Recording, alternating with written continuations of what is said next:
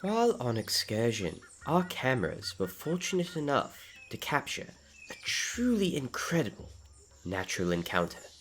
What you're seeing for the first time on camera are these animals captured in their natural habitat as never seen before on the hunt. It's unusual for one of these fox cubs to be this far from the forest, normally preferring the safety and seclusion of the trees. Whatever its reason for being out, it has been caught by a whitehorn. These creatures, originally invasive to the region, are not known for playing well with others. This one in particular is making his presence known. We see it's caught the cub in its grasp. Our cameras weren't able to capture it, but we see evidence that other pack members were injured attempting to help the cub. The display of red light is actually the cub's father signaling, trying to ward off the predator, but the whitehorn holds its ground. Attempting to make eye contact, this will be perceived as a challenge by the fox,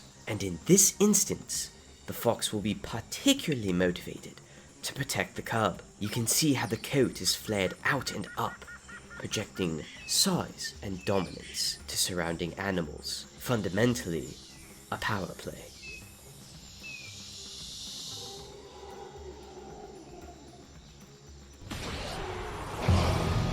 Wait, where did that music come from? Cut the camera.